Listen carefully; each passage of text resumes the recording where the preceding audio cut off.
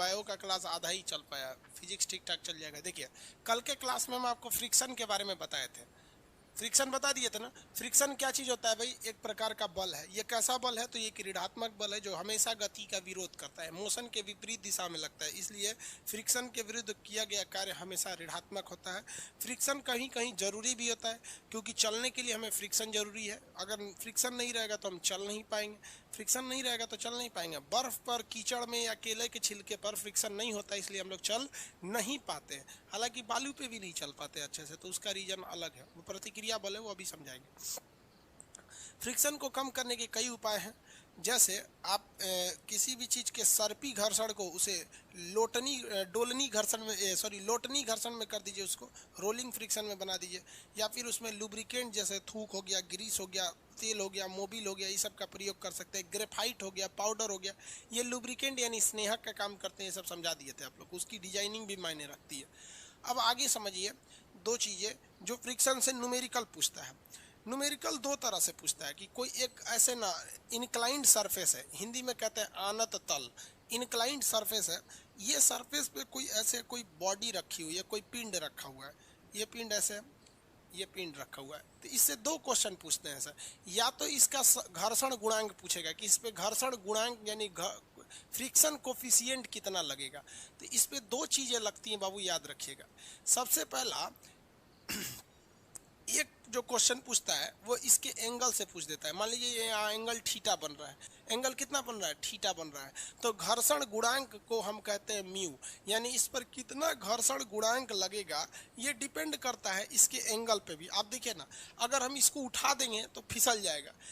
हम आपको ये भी बात बताए थे कि जो घर्षण होता है यानी फ्रिक्शन होता है वो डिपेंड करता है कि सरफेस कैसा है। अगर सरफेस जो है किसी भी चीज़ का अगर चिकना है तो घर्षण कम लगेगा, लेकिन सरफेस का इंक्लाइंड भी कैसा है ये भी डिपेंड करेगा ना। जैसे यहाँ देखिए, अगर इसी को हम उठा देंगे ऐसे तो उसी सरफेस पे ये तेजी से फिसल जाएगा। तो घर्षण गुणांक डायरेक्टली डिपेंड होता है किस चीज़ पर? थीटा पर। और आप देखिए ना, अगर थीटा को कम रखिएगा तो फ्रिक्शन कम लगेगा, मतलब फ्रिक्शन की वैल्यू होगी, और ऊपर ज़्यादा रख देंगे तो भी नीचे चलाएगा यहाँ पर। तो म्यू बराबर क्या होता है? Tan theta. ये आप लोग एसएससी वालों से और रेलवे वालों से यही क्वेश्चन पूछता है कि घर्षण गुणांक और थीटा में क्या संबंध होता है। तो म्यू बराबर होता है टेन थीटा, म्यू बराबर टेन थीटा। कोई दिक्कत है? म्यू बराबर टेन थीटा। अब इससे एक एग्जाम्पल में क्वेश्चन पूछ देगा, कह देगा कि कोई तल है जो 45 डिग्री पर है या 30 डिग्री पर है, तो आपको 30 डिग्री पर देगा, तो आपको तो वैल्यू पता ही होगा टेन थीटा का वैल्यू। टेन थीटा का वैल्यू पता है ना जी, टेक्नोमेट्री तो पढ़े होंगे। तो मान के चलिए कि कह देता है कि 30 डिग्री है, थीटा कितना डिग्री है? 30 डिग्री। तो आप बताइए घर्षण गुणांक निकालिए। तो म्यू बराबर क्या होगा? Ten 30 degree, ten 30 degree. तो ये सॉरी, टेन थीटा की जगह कितना डिग्री? 30 डिग्री। टेन 30 का वैल्यू पता है ना? आंसर दीजिए लोग, कितना आएगा? अब कई थोड़ा सा टेन 30 का भी वैल्यू नहीं पता है। अब टेन 30 का वैल्यू नहीं पता तो एग्जाम में क्या कीजिएगा? आप लोग निकाल सकते हैं कि नहीं निकाल सकते ना? आप समझ में आया? तो ये एक तरह का क्वेश्चन है जो आप लगाते हैं, जो मतलब एग्जाम में अक्सर देता है। इसके अलावा एक और टाइप का क्वेश्चन आता है जो एग्जाम में देता है, वो आपका थीटा से ना देकर प्रतिक्रिया बल से दे देता है। आंसर बताइए कितना होगा?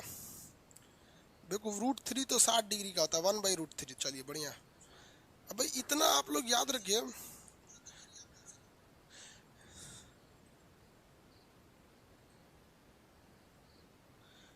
रितेश कुमार सिंह, आप लोग एक चीज को 20 बार पूछते हैं कि सर सिलेबस कंप्लीट होने के बाद वीडियो कितने दिन तक अवेलेबल रहेगा?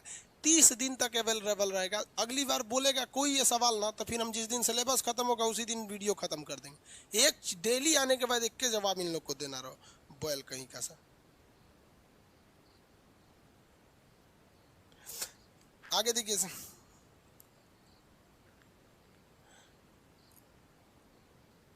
आगे देखते हैं। बहु सर जी मैं अयोध्या से हूँ, जितेंद्र यादव। बढ़िया है भाई, अयोध्या से। आप तो ऐसे बोल रहे हैं जैसे सीधे राम जी, हम कहीं अयोध्या से हैं। अच्छी बात है भाई, आप कहीं से हैं। देखिए ध्यान से, तो एक फर्स्ट टाइप का आप क्वेश्चन समझ गए। दूसरे टाइप का जो क्वेश्चन आता है वो ये डिपेंड करता है, देखिए कि पहला आपको पढ़ा है न्यूटन के नियम से कि ये तल इसके ऊपर एक फोर्स लगा रही है, और इसके ऊपर एक बल ऊपर से लग रहा है। तो किसी भी चीज़ पर दो तरह का बल लगता है। जैसे हम यहाँ ज़मीन पर खड़े हैं ना, तो हम ज़मीन को नीचे धंसा रहे हैं और ज़मीन हमें ऊपर फेंक रही है। ये दोनों बराबर होना चाहिए। अगर ये बराबर है ना, तो फिर बहुत अच्छे से कोई भी चीज़ काम करती है। दोनों बराबर रहते हैं तो क्या आता है, बहुत अच्छे से कोई भी चीज़ वर्क करता है। तो इसके लिए जो रिलेशन होता है यहाँ पर, जो फोर्स के लिए रिलेशन बनाया जाता है, तो ये ऊपर से लगने वाले को क्या कहते हैं, बल, और वापस जो उसको नीचे से फोर्स लगाता है उसे कहा जाता है प्रतिक्रिया बल। क्या कहा जाएगा, प्रतिक्रिया बल। दोनों आपस में समानुपाती होना चाहिए, दोनों का रेशियो सेम होना चाहिए, तभी हम कोई भी चीज़ अच्छे से कर सकते हैं। तो ये दूसरा हो जाता है, force is directly proportional to प्रतिक्रिया बल यानी रिएक्टेंट फोर्स। अगर ये नीचे से प्रतिक्रिया बल नहीं लगेगा ना, तो आप चल नहीं पाएंगे। बालू में देखिएगा, बालू में हम तो फोर्स लगाते हैं ऐसे, लेकिन नीचे से बालू नहीं लगा पाता है, बालू उस फोर्स को उतना नहीं लगा पाता, इसलिए हमारे पैर धंस जाते हैं। और पैर जब धंस जाता है तो फिर प्रतिक्रिया बल कम हो जाता है, हम नहीं चल पाते हैं। तो बालू पर चलने में कठिनाई का कारण होता है लेस रिएक्शन फोर्स, प्रतिक्रिया बल का कम हो जाना। और बर्फ में चलने में कठिनाई का कारण होता है घर्षण का कम हो जाना। ऊंट कैसे चल देता है, तो ऊंट के जो पैर होते हैं नीचे से गद्देदार होते हैं, थोड़ा सा गद्देदार होते हैं। तो अब गद्देदार कोई भी चीज़ कम बल लगाता है। अब ध्यान देखिए, बालू हमें कम बल लगाता है और हम ज़्यादा लगाते हैं। हम क्या लगाते हैं, ज़्यादा लगाते हैं। होना क्या चाहिए, बराबर। लेकिन ऊंट का पैर बहुत होशियार है, ऊंट का पैर नीचे से गद्देदार होता है, तो नीचे से बालू कम लगाता है या ऊंट का पैर भी कम लगाता है। जैसे अगर कोई आपको नंगे पैर आपके पैर पे चढ़ जाए, कचर दे, तो आपको ज़्यादा तकलीफ नहीं होगा। लेकिन अगर कोई महिला है और वो ऐसे सैंडल पहन के चढ़ जाए आपके पैर पर, नोकिया से कोंच दे, तो अंगुरिये कट जाएगा आपका। महिला सब शादी ब्याह में से बच के रहिएगा, वो देखती है से इन्ने और चलती हैं से ऐसे, ओ माय गॉड, कचर देंगे तो जा ससुरा।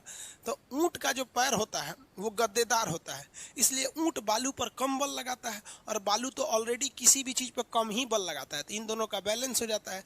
इसलिए ऊँट को कहा जाता है रेगिस्तान का जहाज। Camel is a ship of desert.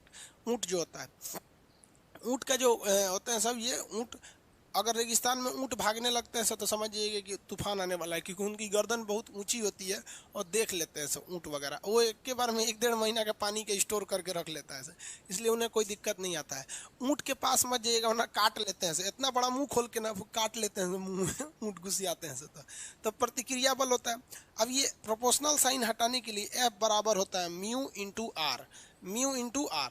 तो यहाँ फार्मूला हम डायरेक्ट लिख देते हैं। आप इंटर के तो स्टूडेंट नहीं है जो फार्मूला आपको सिद्ध करके दिखाएगा आदमी, उतना टाइम रखा है फार्मूला सिद्ध करने के लिए। आप लोग में थोड़ा सा डिटेल से पढ़ाओ तो आधा चिल्लाता है सर सिलेबस कंप्लीट हो जाएगा कि नहीं।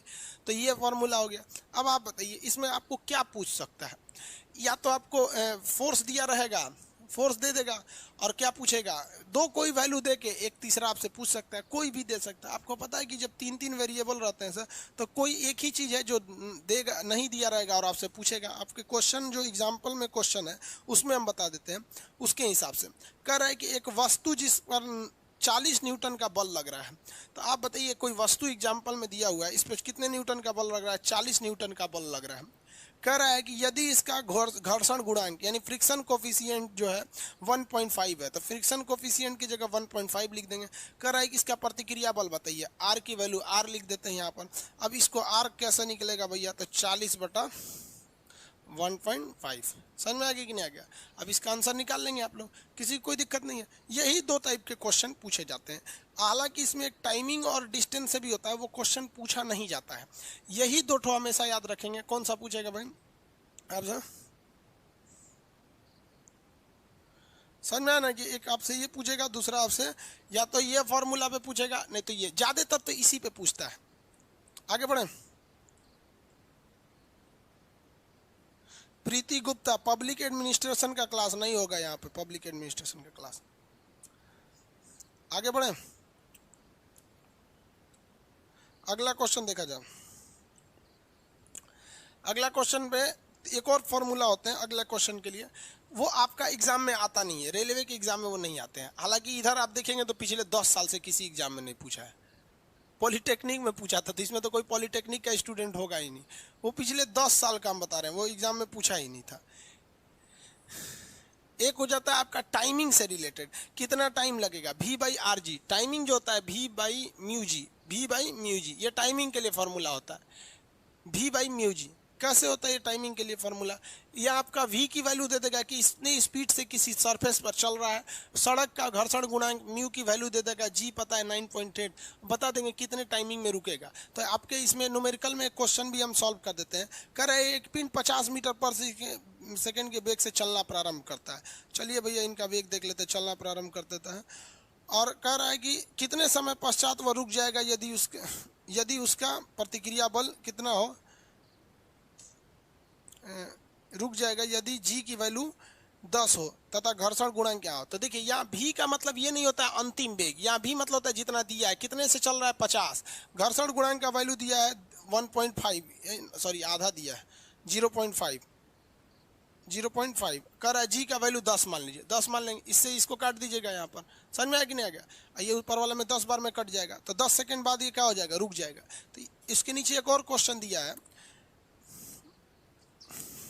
अभी देखिए कंफ्यूज हो जाएगा समझाते आपको। ये जैसे कहेगा टेन थीटा तो समझिए म्यू बराबर क्या होता है, टेन थीटा होता है। देखते रहिएगा वहाँ पे जी, कटे नहीं ना, म्यू बराबर है। ये याद है सबको, ये पता रहना चाहिए और ये पता होना चाहिए। ये फार्मूला नहीं याद रखिएगा, कोई दिक्कत नहीं है इसमें, ये कभी क्वेश्चन पूछेगा भी नहीं यहाँ पर।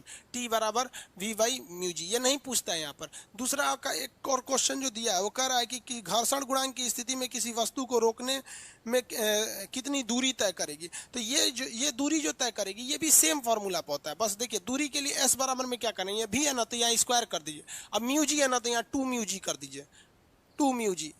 और कोई अंतर नहीं आएगा, कोई अंतर नहीं आएगा, सेम फॉर्मूले पे दोनों को भी लगा सकते हैं आप लोग। कितना टाइम लेगा और कितना यहाँ पे सेम वैल्यू पे निकाल सकते हैं। यहाँ भी क्या है कि कितने स्पीड से वो चल रहा है, इस पे बस इतना ध्यान रखिए कितने स्पीड से चल रहा है। बाकी ये क्वेश्चन आपका पॉलिटेक्निक के लिए पूछता है, इसमें इंपॉर्टेंट नहीं है। हम आपको ये फॉर्मूला ये भी बता दिए, इंपॉर्टेंट नहीं है, इस पर ज़्यादा चर्चा नहीं करेंगे। घर्षण के लिए ये जरूरी थे, इन चीज़ों को ध्यान रखेंगे आप लोग। घर्षण का मान क्या सरफेस एरिया पे डिपेंड करता है, बताएंगे आंसर। एरिया पे डिपेंड, आंसर देंगे लोग। क्या घर्षण का मान सरफेस एरिया पे डिपेंड करता है?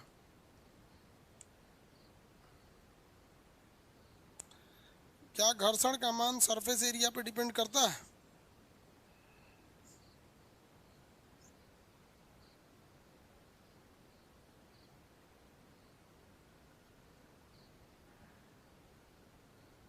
एरिया पे डिपेंड नहीं करता है। किस चीज पे डिपेंड करता है? सरफेस एरिया की जो क्वालिटी है, नेचर है, उस पर डिपेंड करता है।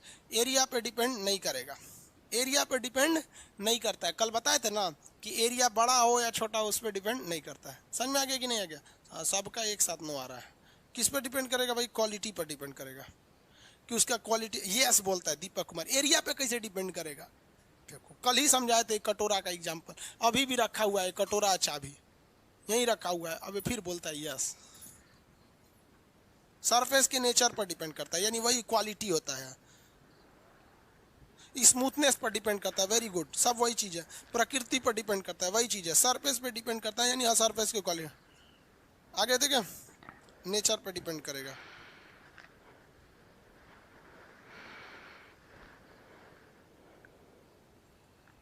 चलिए बढ़िया भाई।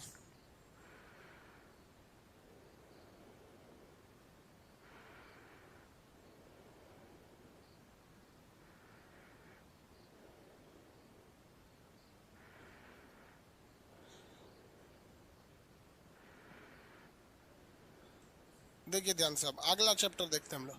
सर इसमें फ्रिक्शन से कोई प्रॉब्लम नहीं होना चाहिए। नेक्स्ट चैप्टर आपका होगा आपका उत्तोलक। नेक्स्ट चैप्टर सिंपल मशीन हो जाएगा, उत्तोलक हो जाएगा आपका। यहाँ तक में किसी को दिक्कत नहीं ना फ्रिक्शन वाले में? आगे बढ़ जाए ना।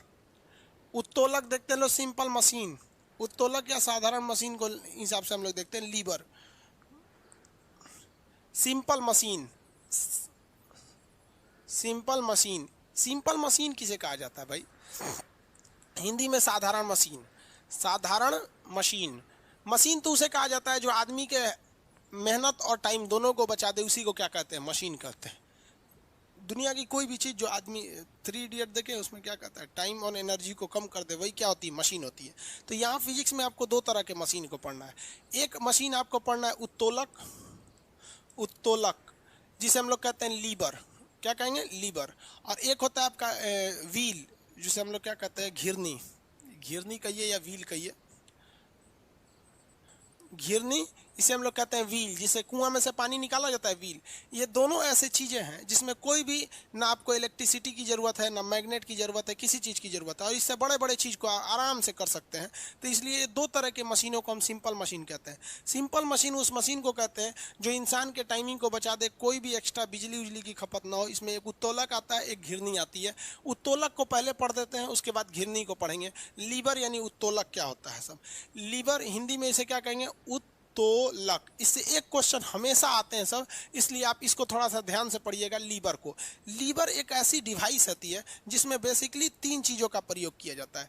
सबसे पहला चीज़ होता है आयास, सर आलम्ब, देखिए आलम्ब, आलम्ब, आलम्ब कहते हैं इसे। आलम्ब इसकी इंग्लिश में इसे कहते हैं फलक्रम, फलक्रम कहते हैं।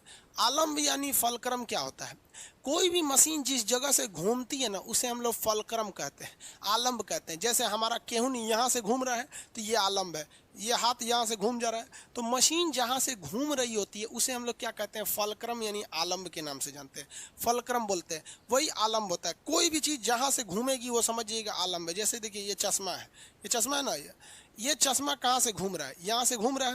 अरे भाई चश्मा तो देखे ना, ये चश्मा यहाँ से घूम रहा है कि नहीं घूम रहा है, तो इसके लिए आलम्ब क्या हो जाएगा, या ये हो जाएगा। कोई भी चीज़ जिस जगह से घूमना प्रारंभ करती है उस जगह को हम आलम्ब यानी फलक्रम कहते हैं। याद रखिएगा इसको हमेशा। पिलास का आलम्ब कहाँ होता है, साइड में, किनारे या बीच में। पिलास समझते हैं ना, इसे इसे उखाड़ लिया जाता है दांत जिससे, पिलास। आगे समझे, फलक्रम समझ में आ गया कि नहीं आ गया।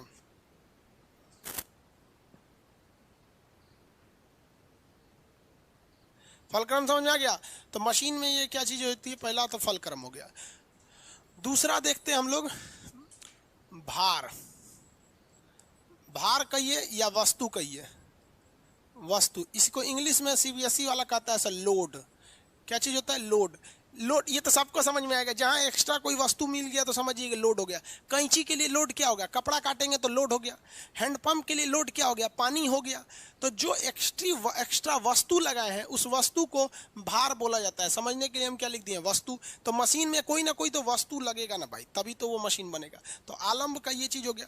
तीसरा जो चीज़ होता है आलम्ब में, आयास। क्या होता है, आयास। आयास को हम लोग कहते हैं बल, बल। इंग्लिश में इसे इफोर्ट कहता है, इफोर्ट, इफोर्ट। हालांकि फोर्स नहीं कहता है, एफर्ट कहता है। ये 3 चीज़ों को मिला देते हैं तो बन जाता है आपका उत्तोलक यानी लीवर बन जाता है। 3 चीज़ें मिला देंगे तो उत्तोलक यानी लीवर बन जाएगा। जैसे हम आपको एग्जांपल देते हैं, देखिए कोई यहाँ पर कैंची है, कैंचा हो गया ये तो, देखिए ये कैंची है। अब अगर आप ध्यान से देखेंगे तो हम इसमें सबसे पहले देखते हैं आलम्ब यानी फलक्रम, जहाँ से वो मशीन घूम रही होती है। तो यहीं से ना मशीन घूम रही होती है, तो ये इसका क्या चीज़ है, फलक्रम है। वस्तु यानी भार, वस्तु यानी भार। वस्तु को कहाँ रखेंगे, वस्तु मतलब एक्सटर्नल पदार्थ। आप किसी का गर्दन काटिए या कैंची से कपड़ा काटिए, कुछ भी काटिए, तो वो कहाँ रखेंगे, यहाँ पर रखेंगे। तो ये क्या हो जाएगा, इसके लिए भार हो जाएगा। भार मतलब वस्तु। और ये वाला पॉइंट इसके लिए क्या हो जाएगा, आलम्ब हो जाएगा। ये वाला पॉइंट इसके लिए क्या हो गया, आलम्ब हो गया। अब बताइए इसमें बल कहाँ से लगाएंगे, बल बोले तो आयास।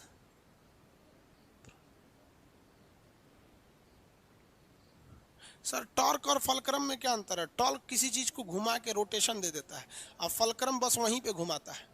टॉर्क घुमा दे, गाड़ियों में क्या होता है, टॉर्क होता है, टॉर्क। आगे पढ़िएगा टॉर्क में, टॉर्क जब वहाँ पढ़ाएंगे ना, क्या नाम है, दरवाजा में, तब उसमें टॉर्क पढ़ाएंगे आपको।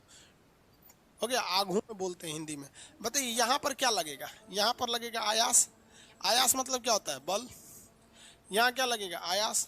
आयास मतलब क्या होता है, बल लगता है। कैंची काम कर गया, क्या कैंची को किसी इलेक्ट्रिक डिवाइस की ज़रूरत है, नहीं। बढ़िया बढ़िया चीज़ को कैंची आराम से काट देता है, एक से एक साइज के कैंची आते हैं सब। तो इसी को हम लोग क्या कहते हैं, सिंपल मशीन कहते हैं, उत्तोलक। यानी आप और हम आपसे कहें कि किसी उत्तोलक को बनाने के लिए कितने चीज़ों की ज़रूरत है, 3 चीज़ों की ज़रूरत है। लेकिन ये तीनों चीज़ अलग अलग सीक्वेंस में भी हो सकते हैं। अगर आप इसी का हम एग्जांपल दूसरा दे देते हैं, तो आप दूसरे एग्जांपल में देखिए, यहाँ सेम तीनों चीज़ रहेगा लेकिन अलग अलग सीक्वेंस रहेगा। कसैली काटने वाला जो सरौता होता है, सरौता यहाँ पर ऐसे यहाँ पर ऐसे सरौता रहता है। वो क्या करता है, सुपारी जो होता है ना, पान खाने वाले लोग सुपारी खाते हैं तो वो एक सरौता लेते हैं, ये रह गया सरौता यहाँ पर, ये बहुत धारदार होता है। और यहाँ पर वो लोग क्या रख देते हैं, कसैली को रख देते हैं, कसैली को रख देते हैं। और इसको जब दबाते हैं ना तो ये कसैली कट जाता है। आप देखेंगे यही तीनों चीज है, लेकिन सबका सीक्वेंस अलग हो गया। कैंची में जो घूमने वाला आलम था वो बीच में था, यहाँ आलम क्या हो गया, किनारे हो गया। देखिए आलम कैसा हो गया, किनारे हो गया। और यहाँ फोर्स जो लगा रहे हैं आयास, ये तो उसमें भी किनारे था। और वस्तु कहाँ आ गई है, भार बीच में आ गया है, भार बीच में आ गया। तो किसी भी उत्तोलक में आलम मतलब लीवर में यही तीन चीजें रहेंगे, अलग से कुछ नहीं रहेंगे, यही तीन चीज रहेंगे। बस इन तीनों चीजों का सीक्वेंस बदलता रहेगा। सीक्वेंस क्या होते रहेंगे, चेंज होते रहेंगे। अगर सीक्वेंस चेंज होने लगा तो वो उत्तोलक की कैटेगरी चेंज हो जाती है, जिसे कहते हैं प्रथम श्रेणी का उत्तोलक, द्वितीय श्रेणी का उत्तोलक, तृतीय श्रेणी का उत्तोलक। ध्यान दीजिएगा यहाँ चीज में, प्रथम श्रेणी का उत्तोलक, फर्स्ट ऑर्डर ऑफ लीवर में आलम्ब बीच में रहता है। प्रथम श्रेणी में आलम बीच में, द्वितीय श्रेणी में वस्तु बीच में, और तृतीय श्रेणी में आलम बीच में, आयास बीच में रहता है। तो हम इसी सीक्वेंस में लिखे ही हैं कि जब ये वस्तु बीच में रहे तो उसी श्रेणी की हो जाती है। प्रथम श्रेणी के बीच में क्या रहेगा, आलम्ब रहेगा। अब आप बताइए इसमें बीच में क्या चीज है, बीच में भार है। बीच में क्या चीज है, भार है। यहाँ पे समझ में आ गया कि नहीं आ गया, बीच में भार है। तो ये किस श्रेणी का उत्तोलक है, आंसर दीजिए। ये किस श्रेणी का उत्तोलक होगा, आंसर दीजिए। जो फिगर में है वो किस श्रेणी का उत्तोलक होगा, आंसर दीजिए।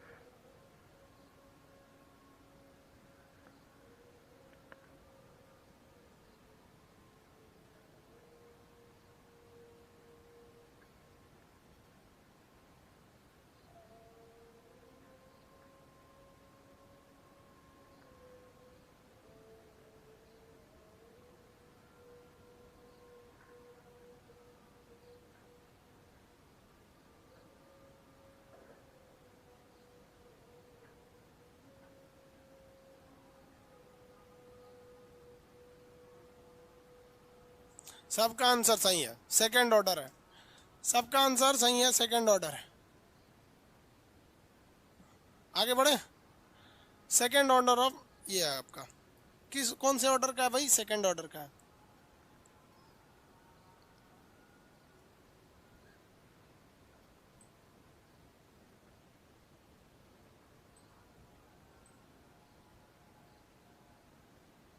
हो गया, आगे देखिए वो, ये हो गया आपका सेकंड ऑर्डर।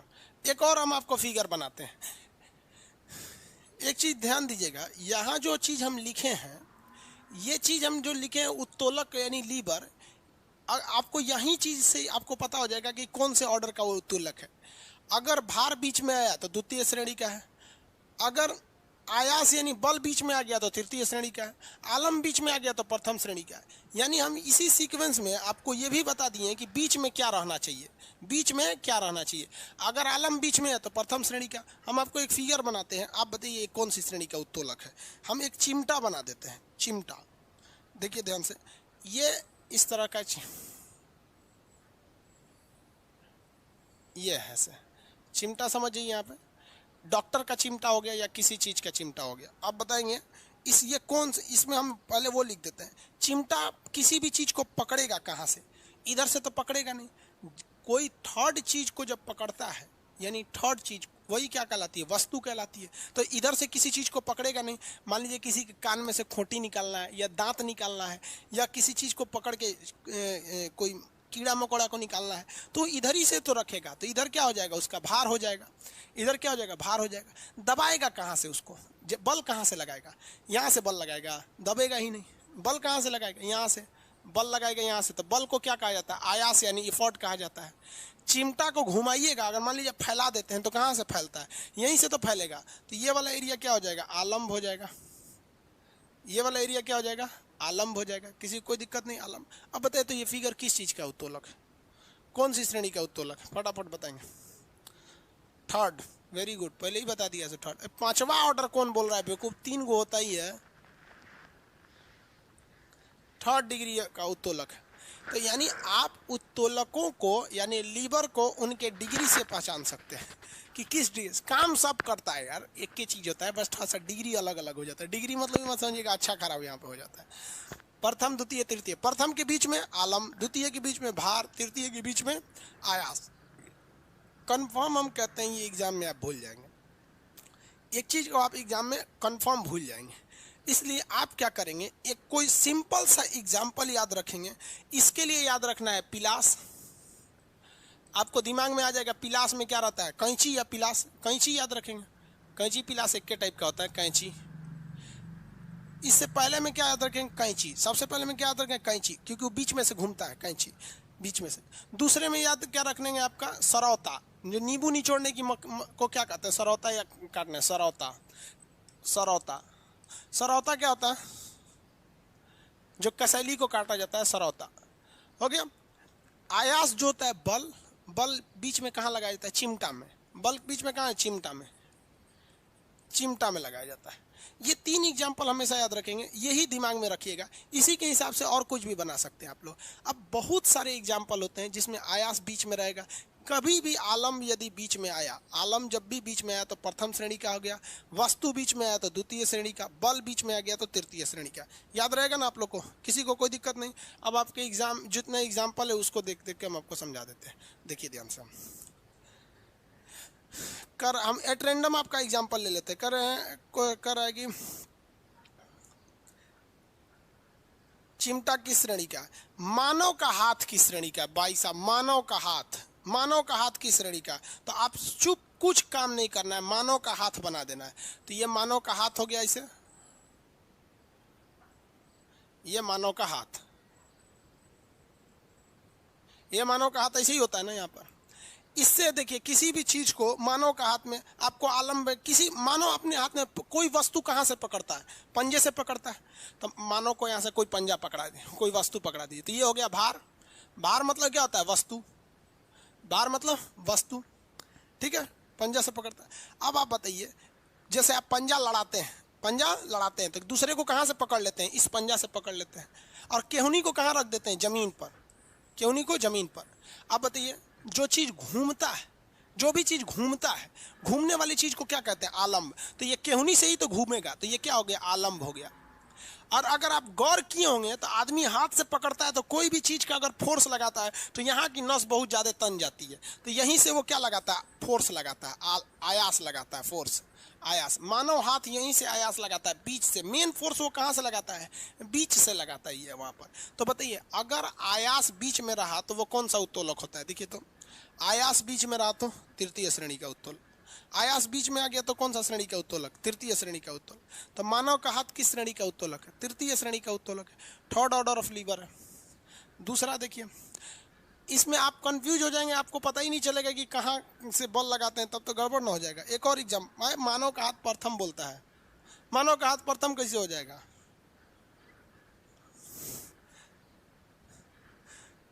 फिगर नहीं बनाएंगे तो फिर ऐसे समझते रहेंगे।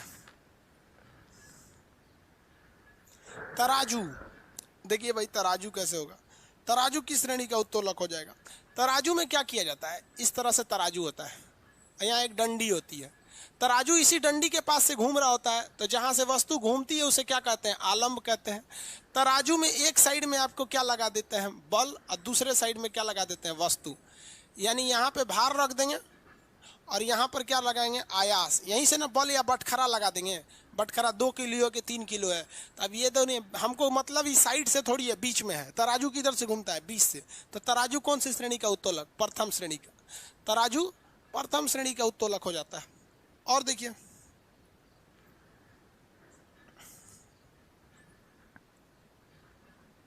Nail cutter. भाई नेल कटर में क्या होता है? अगर आप नेल कटर को ध्यान से देखेंगे तो नेल कटर एक सिंपल सी डिवाइस होती है। यहाँ से नेल कटर में इस तरह से नाखून घुसाने के लिए दिया रहता है। ये नाखून घुसाने के लिए दिया यहाँ। अरे कैसे होता है जी नेल कटर? एक ये शेप में होता है इस तरह से, यहाँ से नाखून घुसाने के लिए होता है। एक ऊपर ऐसे गया रहता है, ऊपर यहाँ पर, इसमें एक यहाँ पे नट लगा होता है, ये नट लगा होता है, देखिए ना नेल कटर में। तो ये जो नट वाला पोर्शन है, यहाँ से यहीं से नेल कटर घूमता है इधर उधर, तो जहाँ से कोई चीज़ घूमती है वो क्या हो जाता है? आलंब हो जाता है। और नेल कटर में आप दबाते किधर से? यहाँ से, तो ये क्या हो जाता है? आयास यानी बल हो जाता है, आयास यानी फोर्स हो जाता है। और वस्तु यानी जो बाहर की चीज़ है, तो यहीं से आप अपना नाखून डालते हैं ना,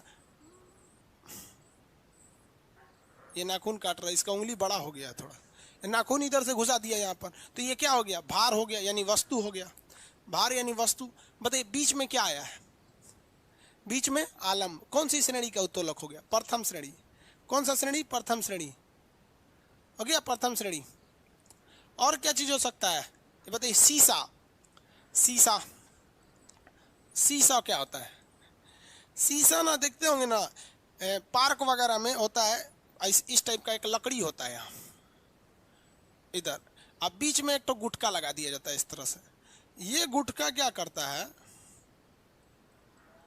ये आलंब का काम कर देता है। शीशा में क्या काम कर देता है? आलंब का काम कर देता है। आलंब हो गया। इधर बैठ जाती है छोटिया और इधर बैठ जाता है छोटुआ। अभी ये भार है, अभी ये क्या है? भार है। छोटिया इसको दबाएगी तो इधर से लगाएगी छोटिया आयास, तो ये उठ जाएगा ऊपर। बीच में क्या आया? आलंब आया। जब ये उठ जाएगा तो जब छोटिया नीचे आएगी तो छोटिया भार बन जाएगी और फिर छोटुआ दबाएगा, तो ये छोटिया छोटुआ को शीशा कहा जाता है। पार्क में रहता है, देखिएगा यहाँ पर। अब कोनो मोट मेहरारू रहेगी, आप इन्हें से दाबिएगा तो उठबे नहीं करेगी, टूट जाएगा, यहीं से टूट जाएगा, जाए यहाँ पे सब उत्तोलक के उतर जाएगा। शीशा हो सकता है। और भी कुछ एग्जाम्पल, हैंड पंप देखिए। हैंड पंप अगर देखेंगे, पानी निकालने वाला हैंड पंप, तो पानी निकालने वाला हैंड पंप को भी सेम फार्मूला पे होता है ऐसे, यहाँ इस तरह से हैंड पंप होता है। ये हैंड पंप, अगर आप इसमें भार देखिएगा, भार मतलब क्या होता है? वस्तु। भार मतलब वस्तु, तो यहीं पे ना पानी रहता है, ये पानी है, तो वस्तु कहिए भार कहिए, जो भी बात बराबर है।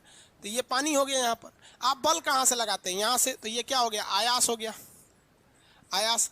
अब एक बात बताइए, ये नल घूमता कहाँ से? यहाँ से घूमता है। ये वाला नटवा खींच लेंगे तो पनिया नहीं निकलेगा। एक यहाँ पे भी घूमता है, यहाँ से। तो ओवरऑल इसका आलंब कहाँ है? बीच में है। आलम बीच में, यहीं से ना घूम रहा है। और अगर आलम बीच में आया, आलम क्या आया? बीच में आ गया, तो उत्तोलक कैसा है? प्रथम श्रेणी का उत्तोलक है। उत्तोलक प्रथम श्रेणी का उत्तोलक है। हो गया। और क्या एग्जाम्पल है? देखिए, सबको एग्जाम्पल को प्रूफ कर करके दिखा देते हैं। पिलास, भाई पिलास भी तो सेम होता है। कैंची या पिलास में ज़्यादा अंतर थोड़ी होता है, सेम होते हैं। यहाँ पर ऐसे कोई ये हो गया, यहाँ पर ऐसे दांत होता है पिलास में, इधर से ऐसे हैंडल होता है, जहरीला पिलास हो गया ये, इस टाइप का पिलास होता है। दाब दीजिए, कोनो चीज़ को निकाल देंगे, तो यहीं से ना आप वस्तु को रखिएगा, तो वस्तु को रखेंगे तो ये क्या हो जाएगा? भार। और यहाँ से आप दबाइएगा पिलास को इस तरह से, तो ये हो जाएगा आयास। अब बीच में ये क्या हो गया? आलंब। आलम्ब। तो जब भी आलम्ब बीच में आ गया तो कौन सा श्रेणी का? प्रथम श्रेणी का। दिमाग में फिगर बना के रखिएगा, याद करिएगा तो अभी भले याद हो जाएगा लेकिन एग्जाम में जाके भूल जाएगा। पिलास, और सेम कॉन्सेप्ट तो कैंची के साथ होता है भाई। कैंची और पिलास में क्या हो गया कि नहीं हो गया? सेम कैंची और पिलास में सेम होता है। कैंची पिलास नल, समझ में आएगा कि नहीं आएगा? और एग्जाम्पल में क्या, साइकिल का ब्रेक, हैंडपम्प बता दिए, सीसा तराजू भी बता दिए, सीसा तराजू, हैंडपम्प बता दिए, साइकिल का ब्रेक बताना है। साइकिल का ब्रेक, अब आप कहेंगे कि सर साइकिल का ब्रेक कौन सा श्रेणी का है? साइकिल में अगर आप देखेंगे तो इस साइकिल के जो चक्के होते हैं यहाँ पर, अरे साइकिल का फ्रेम कैसे होता है? एक तो इस तरह से होता है, इसे साइकिल होता है ना जी, ऐसे ये अजीब टाइप का साइकिल हो गया यहाँ पर। देखिए साइकिल का जो ब्रेक देखेंगे तो ब्रेक आप लगाते कहाँ से? हैंडल से लगाते हैं। यहाँ हैंडल रहता है साइकिल में, तो इमेज निकालना पड़ेगा साइकिल का, क्योंकि साइकिल बनाना बड़ा मुश्किल हो जाता है। साइकिल का ब्रेक प्रथम श्रेणी का उत्तोलक है। कुदाल, हाँ कोई दिक्कत नहीं, कुदाल भी हो जाएगा। आप बस फिगर बनाते रहिए। उत्तोलक आपको ही पता है भाई,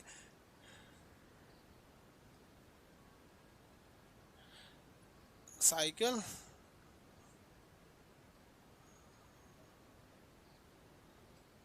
कौन सा साइकिल निकाला जाए इसमें से?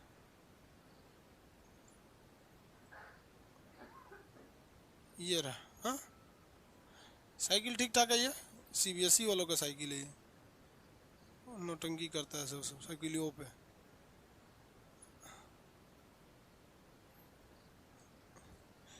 ये साइकिल A1, देखिए फिगर से समझिए आप।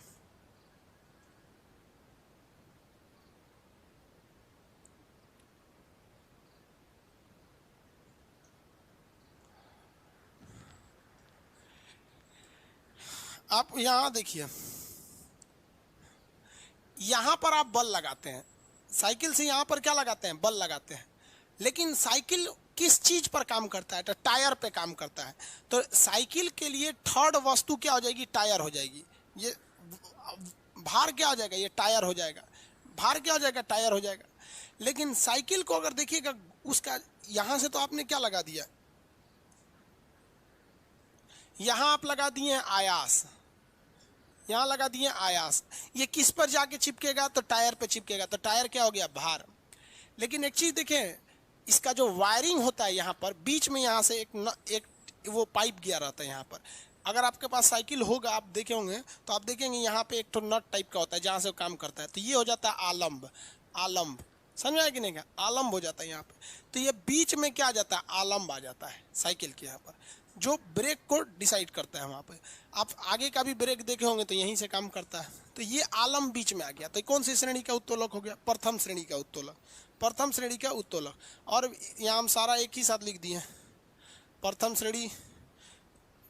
ये नेल कटर भी प्रथम हो जाएगा, सीसा प्रथम हो जाएगा, हैंडपम्प, कैंची, तराजू और ये पिलास ये भी प्रथम हो जाएगा। साइकिल का ब्रेक प्रथम हो जाएगा। द्वितीय श्रेणी के उत्तोलक में अगर देखेंगे तो वस्तु हमेशा इसमें कहाँ रहती है? बीच में। वस्तु हमेशा बीच में रहती है। हम एक ही साथ सारा फिगर निकाल देते हैं। देखिए जो फिगर देख के आराम से आप समझ सकते हैं। अरे काम करो भाई, कौन से बताना है? Second order of lever. Second order of lever ना,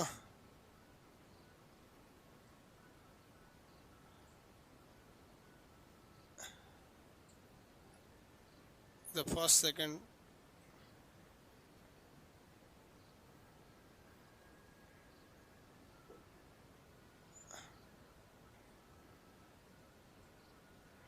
एक ही में शब्द दिया, ओनली लगा देते हैं तो केवल एग्जाम्पल किसका? ये बना बनाया फिगर आ जाएगा इसमें। कूड़ा उठाने की मशीन भी किस में आता है? सेकेंड ऑर्डर ऑफ लीवर में। कूड़ा वाली machine second order of lever में आ जाएगा।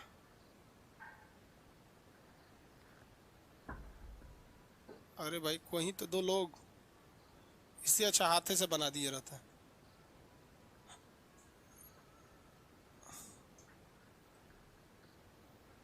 गूगला कभी कभी इतना लेट कर देता है ना, दिमाग खराब हो जाता है। देखिए सेकंड ऑर्डर में, उससे अच्छा हम हाथ से बना देते हैं। ये कौन सा ऑर्डर का है? सेकंड ऑर्डर का। कैसे सेकंड ऑर्डर का है? देखिए इसको, यहाँ से हम इसको उठाएंगे तो किसी भी वस्तु को जहाँ से उठाया जाता है उसे क्या कहा जाता है? आयास कहा जाता है। जहाँ से उठाएंगे उसे क्या कहेंगे? आयास। इस चक्के के पास से घूमेगी तो ये क्या हो जाता है? आलम्ब हो जाता है। चक्के के पास से आलम्ब हो जाता है। और यहाँ पे क्या हो जाता है? भार हो जाता है। आपको पता है जब वस्तु का भार बीच में आ जाए तो उसे क्या कहा जाता है?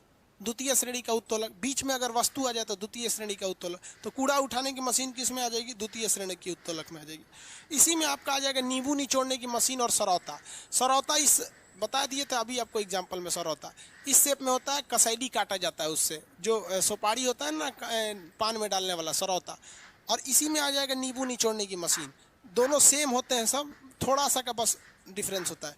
नींबू निचोड़ने की मशीन भी ऐसी होती है, वही शेप में होती है नींबू निचोड़ने की मशीन। आप वो जो लेमन टी पिए होंगे तो उसमें देखे होंगे नींबू निचोड़ने की मशीन में इस तरह से रहता है। वो क्या करेगा, पहले सरौता के बारे में तो समझा दिए थे। यहाँ क्या रख देगा? वो सुपारी रख देगा काटने के लिए। यहाँ से लगा देगा आयास यानी बल। आयास मतलब क्या? एफर्ट लगाएगा, बल। ये भार है जिसको काटना है, और यहीं से ये मशीन घूमती है तो ये हो जाएगा आलम्ब। हमको साइड में नहीं देखना है, साइड में क्या क्या, हमें बीच में देखना है। भार बीच में आ गया तो क्या हो जाता है? द्वितीय श्रेणी का उत्तोलक। यहाँ वो क्या करेगा? नींबू रख देगा, और इसमें छेद होते हैं सब, उसको पता है हम यहाँ से क्या लगा देंगे? बल। बल यहाँ से लगाएगा तो ये हो जाएगा आयास। मशीन घूमती कहाँ से? इस साइड से, तो ये हो जाता है आलम। जहाँ से मशीन घूमती है उसे क्या कहते हैं? आलम। अब देखिए ये वस्तु है नींबू, इसको दबा देगा नीचे तो नीचे से नींबू का रस गिरने लगेगा तो ये हो जाता है भार। नींबू निचोड़ने की मशीन। हो गया कि नहीं हो गया? आगे देखें।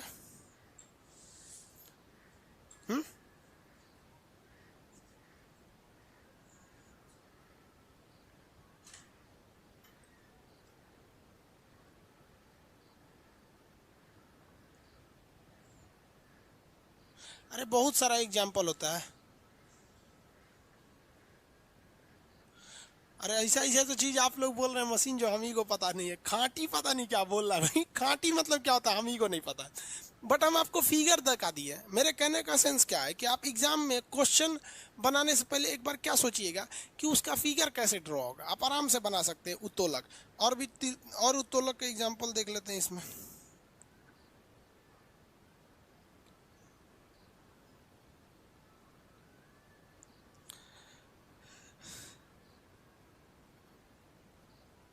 चिमटा लगा तो तृतीय श्रेणी में आ जाता है। चिमटा वगैरह तृतीय में जाएगा। एक एग्जाम्पल बताइए तो, कील निकालने वाली हथौड़ी जो होती है, कील निकालने वाली हथौड़ी किस में जाएगा? कील निकालने वाली हथौड़ी, उसका फिगर बनाना पड़ेगा, नहीं तो उसका तो फिगर जल्दी बनेगा नहीं ना। कील निकालने वाली हथौड़ी, जल्दी बताएंगे आंसर। कील निकालने वाली जो हथौड़ी होती है वो किस में जाएगी?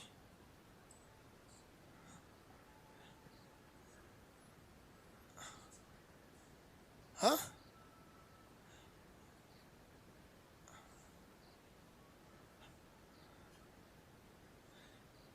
ये हम आपको फिगर दिखा रहे हैं, बताइए ये कौन सा उत्तोलक है?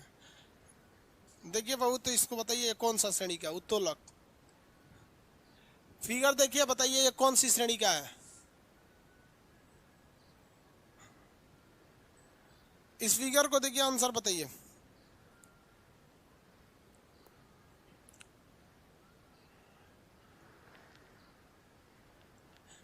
फिगर देखिए, आंसर बताइए। कार उठा लिया है यहाँ से।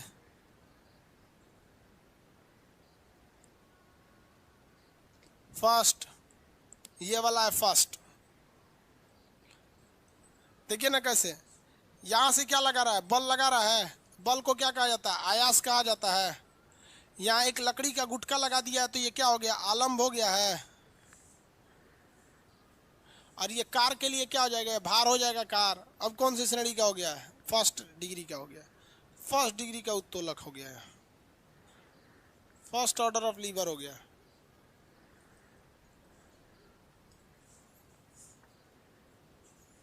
और कौन सा हो सकता है? बॉटल ओपनर कितने लोग बता सकते हैं? बॉटल खोलने वाला। Stapler machine.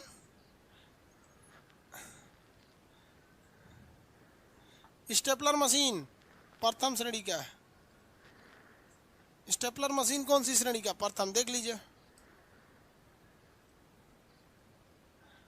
स्टेपलर मशीन देखिए प्रथम श्रेणी का। यहाँ से आप बल लगाते हैं, स्टेपलर यहीं से घूमता है, सबसे लास्ट में होता है पिन, जो एक्स्ट्रा वस्तु दिखती है उसी को कहते हैं लोड। तो ये कौन सी श्रेणी का है? प्रथम श्रेणी का। स्टेपलर मशीन फर्स्ट ऑर्डर का हो गया, फर्स्ट ऑर्डर का हो गया। समझ में आ गया कि नहीं आ गया? सब बहुत एग्जाम्पल। आप बताओ भाई, दुनिया में इतनी मशीनें हैं, लाखों हैं, हम कितने को बताएंगे? दो चार मेन एग्जाम्पल आपको बता दिए, और आप खुद से सोचिए। और बेहतर होगा आप सबके पास इंटरनेट है, उसका एक बार फिगर निकालिएगा, अपने से दिमाग में बन जाएगा। फिगर निकालेंगे तो जहाँ भी प्रॉब्लम आएगा फिगर, क्योंकि हम हर चीज़ का फिगर कितना ड्रॉ करेंगे, ज़्यादा फिगर हम भी तो ड्रॉ नहीं कर पाएंगे ना, कलाकार थोड़ी हैं हम यहाँ पर। तो ये आपको समझ में आ गया कि जो उत्तोलक होते हैं वो एक तरह का सिंपल मशीन होता है, जिसमें हम लोग केवल उसकी डिजाइनिंग की मदद से काम कर सकते हैं। मानव ने इस चीज़ों का खोज बहुत पहले कर दिया था, इसीलिए ये उत्तोलक बहुत ज़्यादा काम की चीज़ है। जैसे कोई पत्थर ऐसे ये उठ ही नहीं रहा है, कैसे उठेगा? तो इसके लिए एक सिंपल तरीका है। उसके लिए एक सिंपल मशीन लाइए, एक रॉड लाइए, इस रॉड को इस पत्थर के नीचे डाल दीजिए। ये रॉड टेढ़ा हो गया। एक बड़ा सा रॉड लाते हैं, इस रॉड को इस पत्थर के नीचे डाल दिए। अब ये पत्थर क्या चीज़ हो जाएगा? भार हो जाएगा, बहुत हैवी हो गया। अब ये उठेगा कैसे? तो एक नीचे ऐसे गुटका लगा देंगे इस तरह से, ये लकड़ी का ये क्या हो जाएगा भाई? आलम्ब हो जाएगा। ये हो गया आलम्ब। और यहाँ से लगाएंगे ये चीज़, तो ये हो जाएगा आयास। आयास हो गया, हो गया ये आयास। अब बताइए, यहाँ से खींचेंगे पत्थर उठ जाएगा। कौन सी डिग्री का है? फर्स्ट ऑर्डर ऑफ लीवर है। फर्स्ट सेकंड थर्ड, ये तीनों आप समझ में आ गया होगा आप लोग को, तीनों समझ में आ गया। अब आप कितना, ये राम झूला कौन सा झूला है जी? वही ऐसा ऐसा आप लोग बताएंगे, ऐसा चीज बोलिए ना जो हमको भी पता हो। यार राम झूला तो हम कभी झूले ही नहीं है। राम झूला कौन झूला है? समझ आ गया? आप लोग देखिए, ज़्यादा होपलेस नहीं होइए। जो भी चीज़ है आप खुद से दिमाग लगे, बिना फिगर बनाए ये नहीं बता सकते हैं। बिना फिगर बनाए आप इसको ड्रॉ नहीं कर सकते। जैसे हथौड़ी से कई लोग कह रहे थे कील निकालने वाली हथौड़ी प्रथम श्रेणी में आ जाएगा। कैसे? देखिए, प्रथम आएगा, द्वितीय में आएगा, उसको छोड़िए। कील निकालने वाली जो हथौड़ी होती है वो पीछे से ऐसे मोटी हो जाती है, ये हथौड़ी ऐसे पीछे मोटी हो गई, और ये आगे जाके इस शेप में हो जाती है, ऐसे हो जाती ना। अरे यार कुछ ऐसी होती है कि हम कितना बनाएंगे फिगर से, वो फिगर मिल ही नहीं रहा है। यहाँ देखना, वो कील निकालने वाली हथौड़ी ऐसी होती है। अरे भाई लगभग लगभग समझो यार, हम आर्टिस्ट थोड़ी हैं। ये ऐसे कील निकाल देगा, ये कील निकालने वाली हथौड़ी हो गई। अब ये कौन सी श्रेणी का उत्तोलक होगा? तो आप अगर इसको ध्यान से देखिएगा कौन सी श्रेणी में होगा, तो अब आप खुद से बताएंगे, हम नहीं बताएंगे।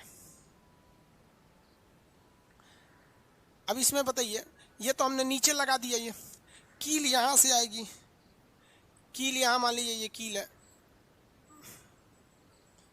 कील है, इसको पकड़ लिया तो कील लास्ट की चीज़ हो जाएगी, अलग सी चीज़, तो ये भार हो गया।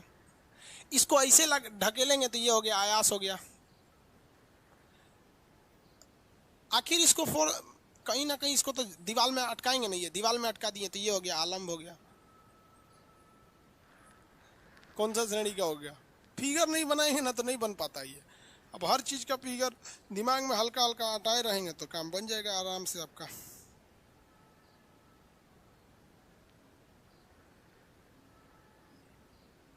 हो गया।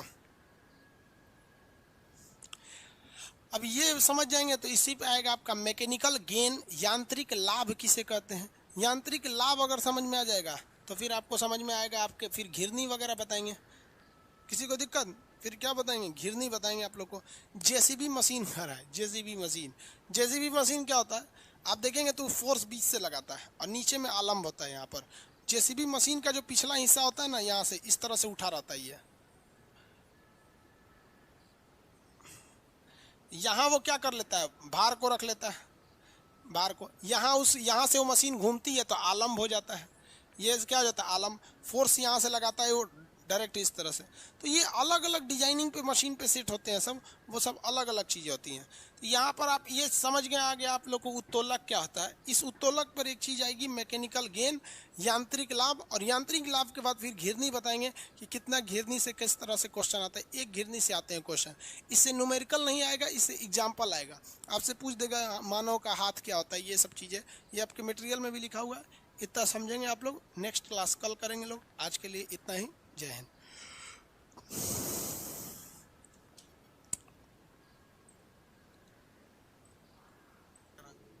तबीयत सही नहीं है क्या? एकदम सही है बाबू।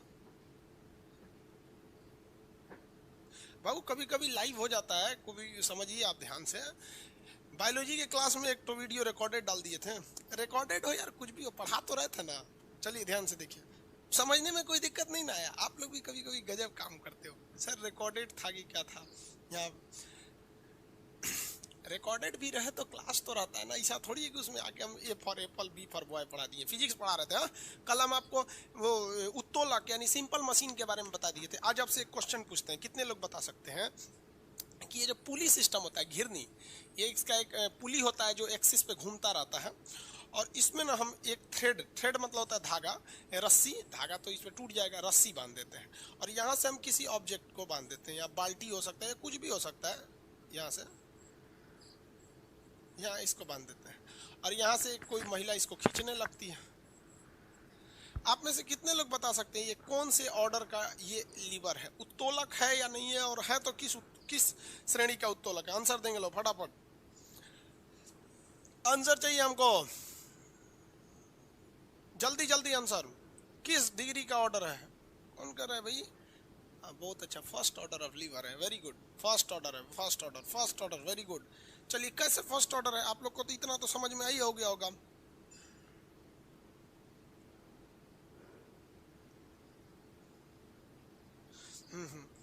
एक आदमी कह रहे हैं कि सर सुबह रिकॉर्डेड क्लास क्यों डाल दिए थे? बाबू सुबह में एक्चुअली यहाँ का वाईफाई का कनेक्शन थोड़ा सा धीमा था। आप भी जानते हैं यार, वाईफाई हमारे दादा के यहाँ के तो है नहीं, कंपनियां को गरिया के कर सकते हैं। वाईफाई था नहीं, हम कहें बफरिंग करेगा तो लड़का कहेगा सर बफरिंग कर रहा है, तो उससे अच्छा एक रिकॉर्डेड डाल दिए। बफरिंग नहीं कर रहा होगा। चलिए ध्यान से देखिए, वेरी गुड।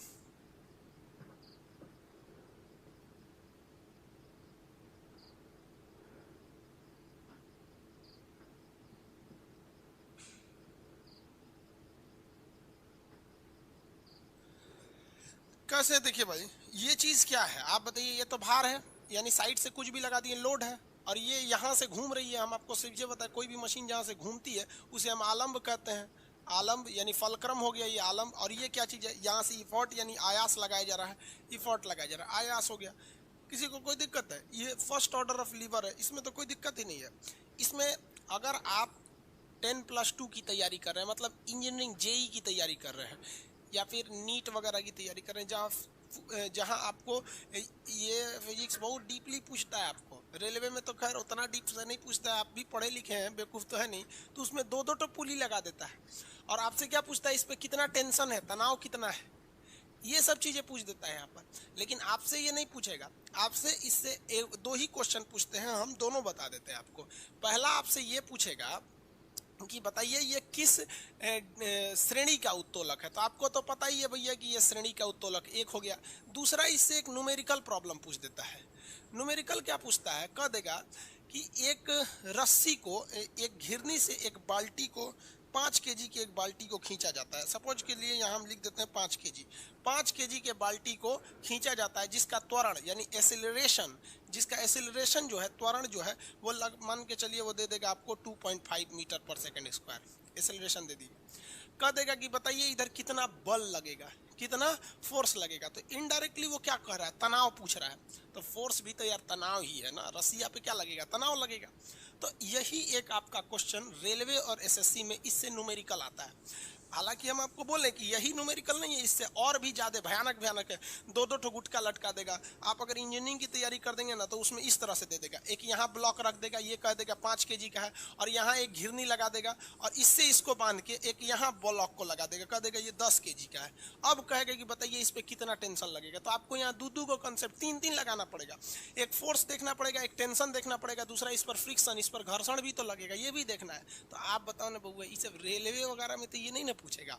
रेलवे में जो पूछता है वो हम आपको बता देते हैं। सबसे जरूरी यही होता है भाई कि आएगा क्वेश्चन कहां से, ये पता रहना चाहिए, तो आपका रिजल्ट हो जाएगा। वरना भी टुक टुक आते रहिए। यहाँ पर बताइए यहाँ पे कितना आंसर आना चाहिए, कितना F बराबर होता है ma, F बराबर होता है m इंटू ए। यहाँ आपको एक ही m दिख रहा होगा, m मतलब होता है मास। आगे पढ़ाएंगे ना आपको मास और इसमें भार में अंतर क्या होता है, द्रव्यमान और भार में अंतर, ये ग्रेविटेशन चैप्टर में आता है। यहाँ पर मास तो आपको एक ही दिख रहा है, ठीक है, कोई दिक्कत नहीं है। लेकिन त्वरण अगर आप ध्यान से देखेंगे तो दो ठो लग रहा है। एक इसके हाथ से खींच रहा है, ये हाथ से इसे, तो उसका त्वरण कितना है 2.5 हाथ से खींच रहा है। लेकिन जब ये हाथ से निचवा खींचेगा ना तो पृथ्वी भी इसको कहेगी यहाँ खींच खींच खींच खींच एकदम खींच खींच। तो 2.5 तो ससुरा ये हाथ से जनरेट कर रहा है इधर खींचने के लिए। और 9.8 यानी लगभग 10 मान के चलिए ना, जी भी काम कर रहा है। तो देखो भाई ये भी नीचे खींच रहा है और जी भी किधर काम करती है, नीचे काम करती है। जी भी किधर काम कर रहा है, नीचे, तो वो इसमें ऐड हो जाएगा। तो यहाँ हो जाता है a प्लस जी, यहाँ क्या हो जाएगा a प्लस जी। लो भाई m की वैल्यू बताइए कितना आंसर देंगे, कितना आ जाएगा 12.5। अरे नहीं भाई, अच्छा हाँ 12.5 आपका नेट एक्सेलरेशन आया होगा, हमको लगा आंसर दे रहे हैं। अब यहाँ तो निकाल सकते हैं m की वैल्यू कितनी है 5। ये ससुरा खींचा कितना से है, ससुरा नहीं तो ससुरी है 2.5 से, प्लस g का वैल्यू हम 10 मान लेते हैं यार, 9.8 होता है, कौन लेगा दशमलव में 10 मान लीजिए। तो ये हो गया 5 गुणे 12.5 हो गया। ये न्यूमेरिकल याद रहेगा। इसको अपना न्यूमेरिकल को आप एक कहीं चिरकुट पे लिख लीजिए, क्योंकि ये आपके मटेरियल में नहीं लिखा हुआ है, ये लिख सकते हैं इसको आराम से। आंसर आ गया 62.5, हाँ कोई दिक्कत नहीं, 62.5 बल है तो न्यूटन हो जाएगा, 62.5 न्यूटन हो जाएगा। समझ में आया? यही एक तो सिंपल सा एक न्यूमेरिकल देगा, वो भी भूले भटके दे दिया तो दे दिया, नहीं तो नहीं देता।